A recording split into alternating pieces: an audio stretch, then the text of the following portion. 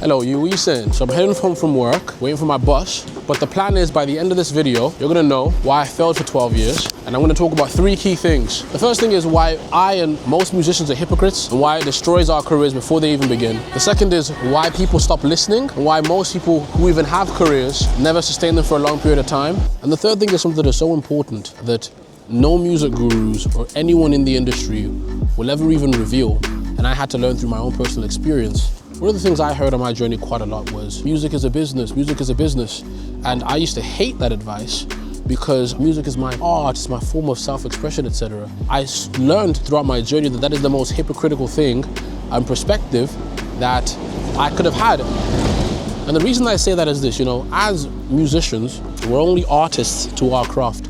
But relative to every other craft, we're consumers. When a musician goes to a coffee shop, they're not thinking about how well that the coffee was brewed. What they really care about is the coffee good? Do I get it often and is the brand consistent? Oh, my bus is coming. 1 second. Thank you. Jeez, okay. 1 second. Back of the bus so I don't speak too loudly. Okay, so, musicians never consider the perspective of the barista. They don't assume the barista is an artist. They don't assume that the person who's making the coffee cares about coffee genuinely and they're an artist. No. They only care about what they get from the artist. But when it comes to their own craft, they want everyone else to care about the things that they care about, even though they don't do that for anybody else. And that's exactly the problem. As consumers, which we all are in one way or the other, we want whatever it is we're engaging with to serve us in one way or another. In the case of music, that means that you have to have you have to have a good subject matter, have a good sound, a consistent sound, a good brand, consistent uploads. All of these business-like elements that we don't want to include are necessary for our product to be valued by the people that we're giving it to. And all of that links to the second point, which is why people stop listening. There are 2 parts to this. The first part is the external part, which links to the whole brand and marketing things. The second part is more internal. Like, imagine you went to McDonald's and they had a chicken mayo burger, and that chicken mayo burger tasted differently every time you bought it.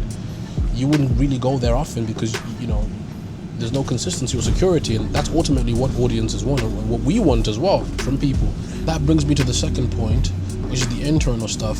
And the basic point is not knowing your identity.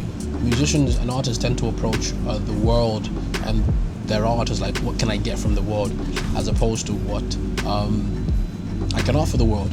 And this insidiously kind of disadvantages us, because what ends up happening is if all we're focusing on is what I can get from the world, well, what does that come in the form of, right? It comes in the form of views, it comes in the form of streams, it comes in the form of comments and all that kind of stuff, and none of that stuff is bad in and of itself.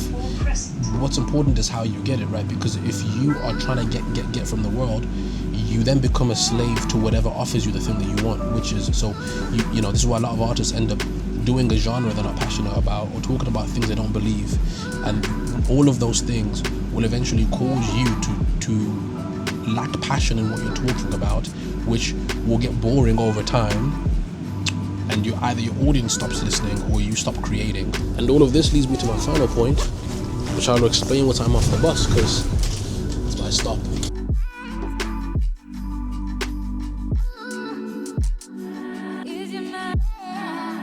The final thing, that this is probably the most fundamental piece of advice I could possibly ever give you that I learned on my musical journey as I'm rebuilding my brand, and it's called the great trade-off. When you're marketing your music, you have to understand that people go on social media to be entertained. Now, here's the issue.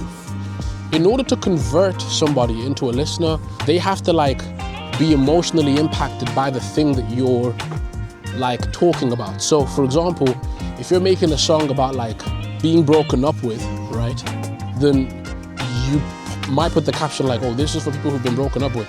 Okay, that's cool, but number 1, that literally only appeals to people who've been broken up with. And number 2, it's a very low volume of content, because how many videos can you do with that particular, caption? Not that the caption is any good, but that's the great trade-off. It's when you are focusing on conversion and connection, your volume decreases in terms of how much you can actually put out of that content. Your viewership decreases as well, because it's very, very niche and very, very specific. But when you become more broad and more general, to the extent that you make content that is actually wildly entertaining and wildly appealing and all this kind of stuff, conversion basically tanks, right? And you don't have a lot of conversion, which is why you find that a lot of musicians which is what you see in people like Citizen, for example. He's a great artist, right? Really, really great artist.